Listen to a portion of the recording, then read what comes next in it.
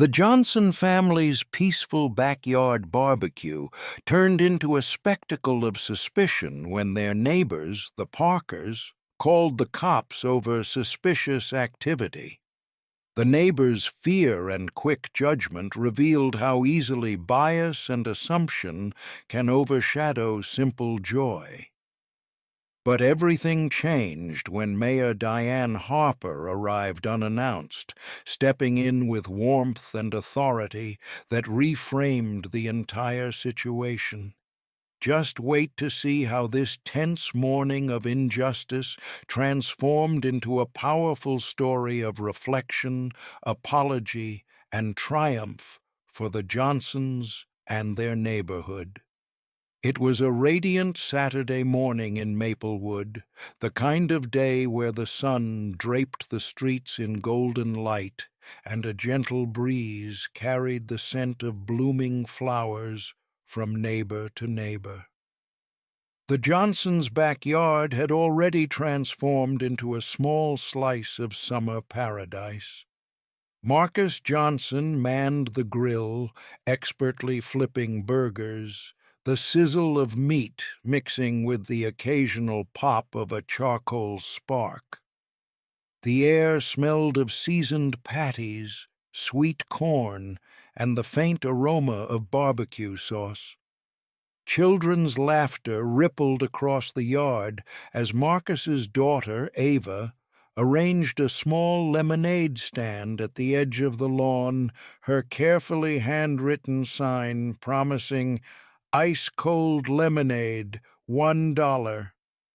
She bounced on her toes, eager to serve her friends and neighborhood kids, her braids bouncing with each excited movement.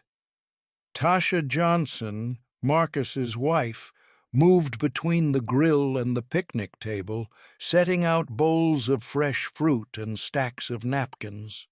Plates of coleslaw, baked beans, and macaroni salad added vibrant colors to the spread, a testament to the family's love of sharing and hospitality.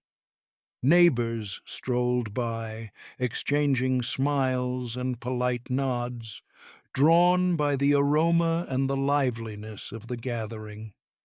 It was the kind of day where everything felt right, ordinary, peaceful, the kind of Saturday you wished would stretch on forever. But then a sharp, intrusive sound cut through the warmth of the morning, the wail of approaching sirens. Marcus's hand froze mid-flip, his spatula hovering over a perfectly seared burger. The sound was unmistakable, urgent, authoritative, and it sliced through the air like a knife. Across the street, a black-and-white patrol car rolled to a stop, lights flashing, drawing the attention of everyone on the block. Marcus's stomach knotted as his neighbors began peering from behind curtains, their expressions ranging from curiosity to thinly veiled satisfaction. The Johnsons exchanged worried glances. "They called the cops?" Tasha murmured, her voice tight with confusion and disbelief. Across the street, the Parkers, always meticulous about neighborhood appearances, had summoned law enforcement, claiming there was suspicious activity in the Johnsons' yard.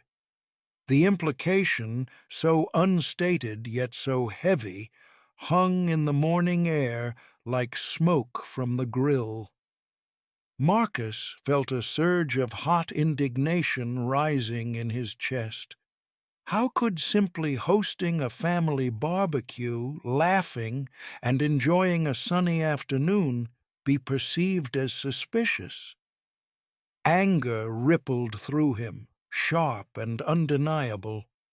It wasn't just the intrusion of authority. It was the audacity of fear, the sense that the simple joy of a family gathering could provoke suspicion. The thought was maddening, the injustice of it palpable. Every friendly gesture, every cheerful moment from earlier seemed mocked by the flashing lights and distant chatter of officers. Marcus could feel the heat of resentment mingling with embarrassment, a bitter taste of humiliation. The kids froze mid-laugh, sensing the sudden tension, their bright morning dimmed by the weight of eyes that judged without reason.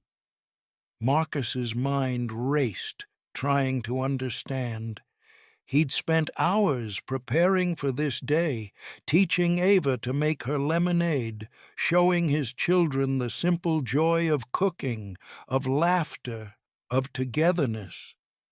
And now, in an instant, it was as though all that effort, all that love, had become an offense simply because of the color of his family's skin.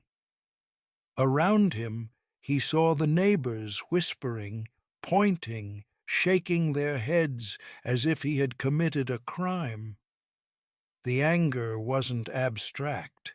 It was personal, sharp, and electric. Tasha took a deep breath, placing a hand on his arm, silently acknowledging the shared humiliation. Marcus clenched his jaw, feeling the sting of the injustice deep in his chest. He looked at Ava, who now clutched her lemonade pitcher tightly, wide-eyed and confused, and he felt his indignation deepen. This wasn't just about a call to the cops. This was about a fundamental lack of understanding, a blind assumption that joy and normalcy could be threatening when they didn't fit a narrow expectation. In that moment, anger transformed into resolve. Marcus straightened his back, setting down the spatula with a determined calm. He would not let fear or prejudice define this morning. The Johnsons had every right to enjoy their day, and if the world refused to see the simple truth, then it would have to see them stand proud, together, unshaken. The barbecue might have started as a simple family tradition, but now it was the front line of something much larger: dignity, resilience, and the refusal to be judged for simply being who they were. The officers stepped onto the Johnsons' lawn with measured caution, their polished shoes crunching softly on the freshly mowed grass. Every movement seemed deliberate, each gesture amplified in the sudden unbearable quiet that had fallen over the backyard. The laughter, the playful shouts of children, the clinking of plates, everything that had felt ordinary only minutes ago, now seemed fragile, as if suspended on a thread, waiting to snap. Marcus straightened his shoulders, forcing a calm he didn't feel, while Tasha wrapped a protective arm around Ava, whose small fingers gripped her mother's shirt with nervous insistence. Across the street, the Parkers' house was a hive of whispered commentary. Curtains twitched, eyes peeked out, murmurs floated into the Johnsons' yard like invisible arrows.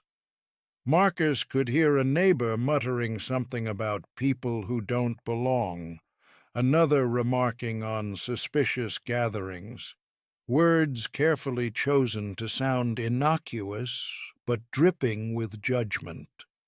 Each whispered comment pressed down on him, heavier than the morning sun, gnawing at the pride he usually carried in his family, in the life he had built.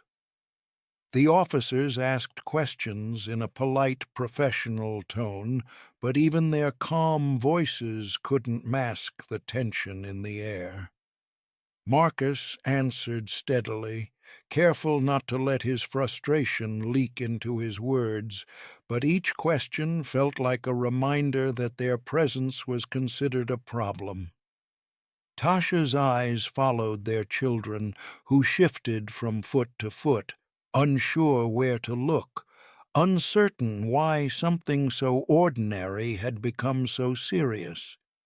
Her chest felt tight, a knot of humiliation and sorrow twisting her stomach.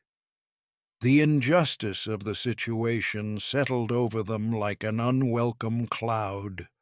The Johnsons had spent hours preparing the barbecue, planning for a sunny afternoon filled with joy, community, and connection. Plates of hamburgers, bowls of fresh salad, pitchers of lemonade. All were intended as expressions of care, not confrontation.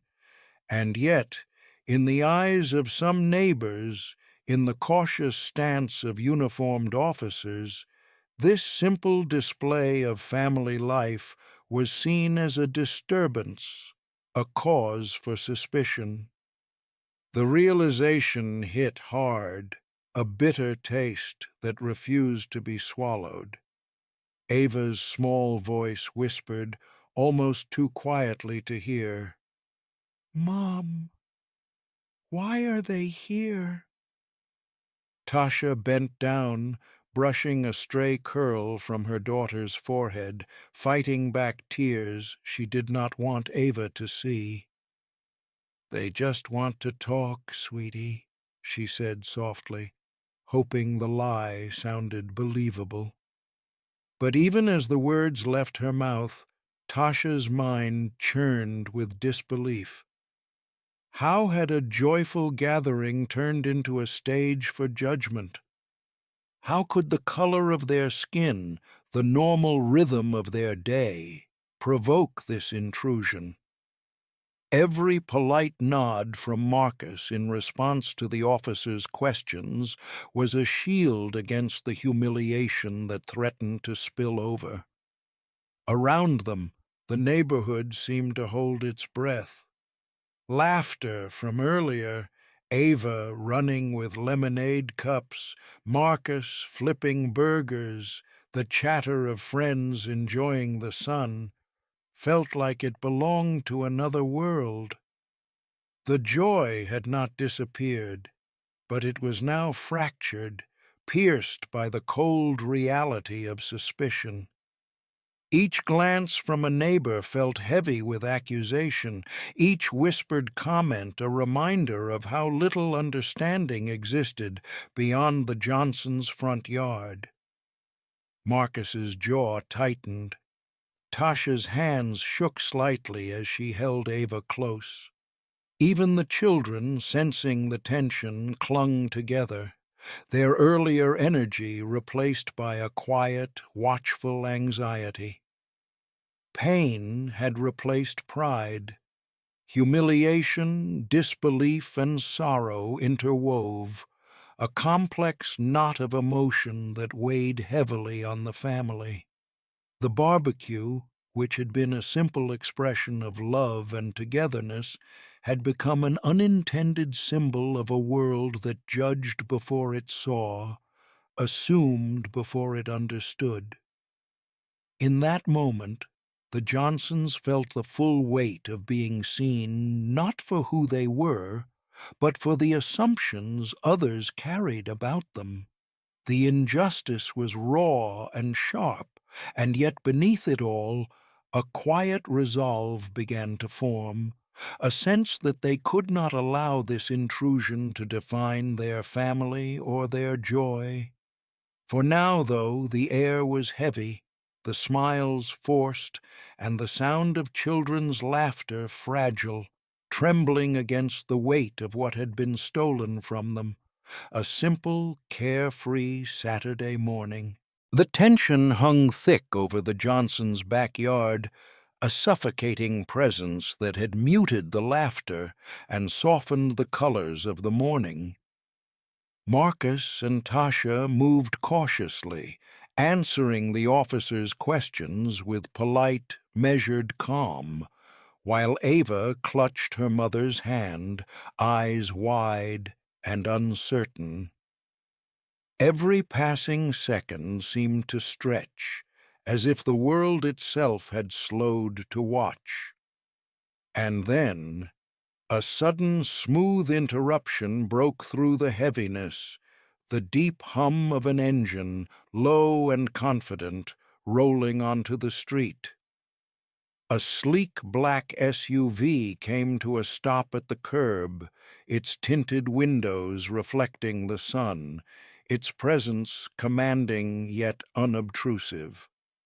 A door opened, and out stepped Mayor Diane Harper, her posture tall and assured, a warm, reassuring smile on her face. Diane was well known in Maplewood, not just for holding office, but for walking neighborhoods, listening to families, and advocating for equity in schools, workplaces, and public spaces.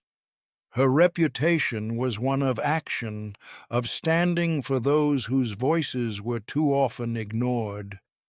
The crowd froze. Whispers spread like wildfire.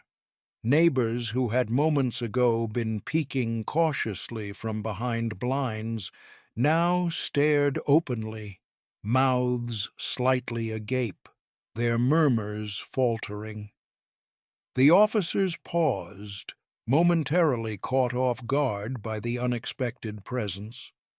Diane walked toward the Johnsons as if the yard had been waiting for her all along, her steps confident, her demeanor composed. Marcus felt a jolt of disbelief, followed immediately by a ripple of relief. "Good morning, Johnson family. What a beautiful day for a barbecue." Diane greeted warmly, her voice carrying easily across the yard. She extended a hand to Marcus, then crouched slightly to greet Ava with a friendly nod and a compliment about her lemonade stand. Tasha's chest loosened just a fraction, her shoulders finally releasing some of the tension that had pressed on them since the first siren had wailed. The subtle shift in energy was instantaneous. The weight of suspicion that had hung over the family now faced a new, undeniable force. Authority paired with respect, understanding, and recognition. The neighbors who had whispered and pointed now shuffled, uneasy under the quiet, clear validation Diane's presence offered.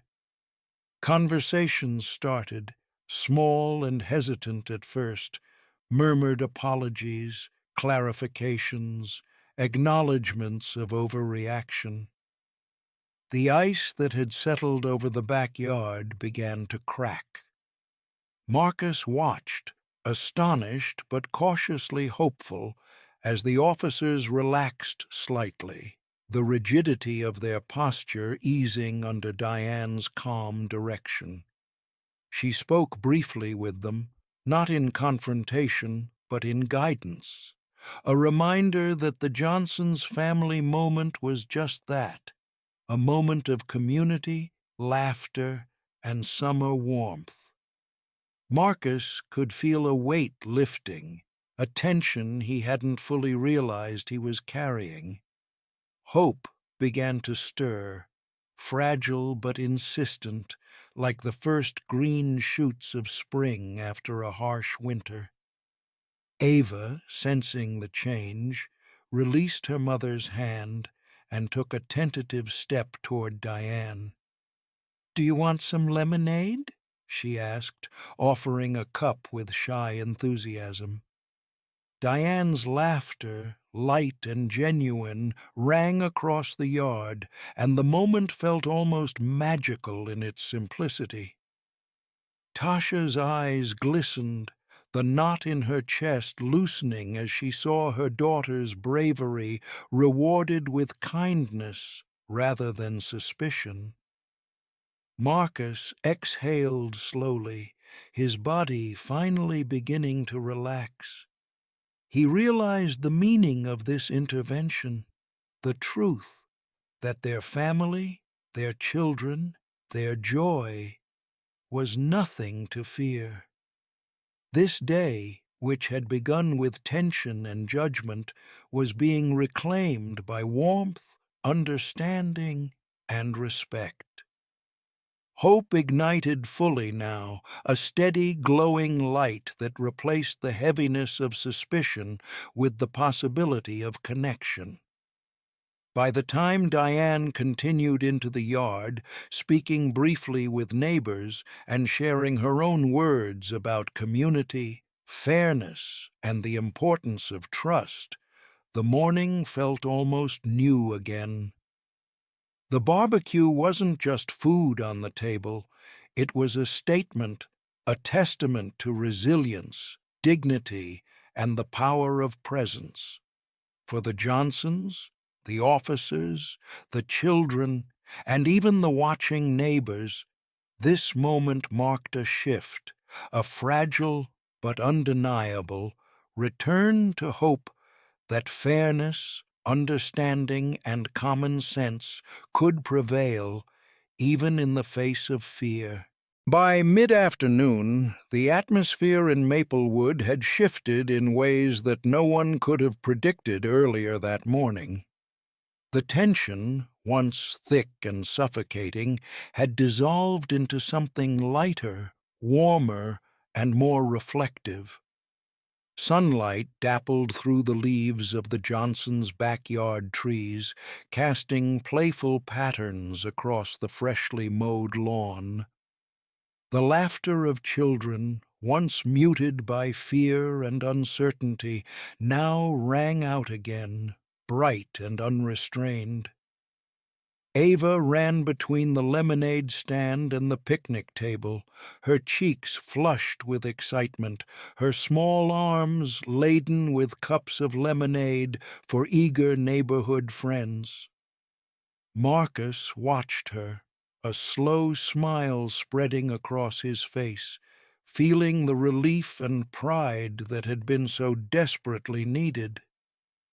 Tasha stood beside him, adjusting a tablecloth with calm efficiency, her chest lighter than it had been all morning.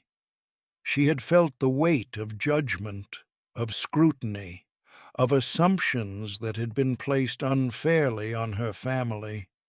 But now, watching Diane Harper speak to the gathered crowd, a warm sense of vindication and shared understanding began to take root. Diane's voice carried clearly over the yard, not harshly, but firmly and compassionately. She spoke about the value of community, the importance of seeing neighbors for who they truly were, and the responsibility to confront fear and bias with honesty, courage, and kindness. Her words were not accusations, they were invitations to reflection, to growth, and to understanding. The neighbors, once rigid and whispering behind closed blinds, now stood with tentative expressions, some rubbing the back of their necks, some exchanging cautious glances with one another. The Parkers, who had been the first to call law enforcement, approached slowly. Their faces were a mixture of embarrassment and sincerity. We shouldn't have jumped to conclusions," Mr. Parker admitted quietly, his voice barely above the hum of the lawnmowers in neighboring yards. Mrs. Parker nodded, fidgeting with her hands. "We're sorry." You didn't deserve that. Marcus felt a surge of relief, not from revenge, not from schadenfreude, but from witnessing a genuine acknowledgment of wrongdoing. Diane smiled warmly, gesturing to the Johnsons. "This family invited all of us to share a moment of joy today," she said, her tone steady and encouraging. "Let's make sure we honor that by being mindful, kind, and open-hearted. There's always room for learning and growth in every community." Her presence and her words had reframed the day entirely. What had begun as humiliation and suspicion transformed into dialogue, reflection, and mutual respect. The children's laughter became the soundtrack of this change. Marcus and Tasha joined in, sharing smiles and jokes with their friends, neighbors, and even the Parkers. Ava, emboldened by the mayor's attention and the restoration of warmth in the yard, handed out extra cups of lemonade, her small hands steady and confident. The simple joys of a backyard barbecue, the sizzling burgers, the colorful picnic spread, the playful chatter, now felt triumphant, emblematic of something larger. The Johnsons' courage, composure, and dignity had prevailed. As the sun dipped lower in the sky, casting long golden shadows, Marcus glanced at his family and then at the neighborhood around them. There was a collective exhale, a shared acknowledgment that the morning's events had been a test of patience, understanding, and human decency. The Johnsons' ability to stand firm, combined with Diane Harper's leadership and advocacy, had turned fear into understanding, suspicion into reflection, and judgment into genuine apology. By the time the last guests waved goodbye and the officers left with nods of professional respect, the day had been fully reclaimed. What had started as anger, pain, and humiliation ended in triumph and inspiration, not only for the Johnsons, but for the entire community. The barbecue had become more than a family tradition. It had become a lesson in resilience, courage, and the transformative power of dignity and empathy. Maplewood would not forget this Saturday. Not for the tension it had held, but for the hope, understanding, and unity it had inspired.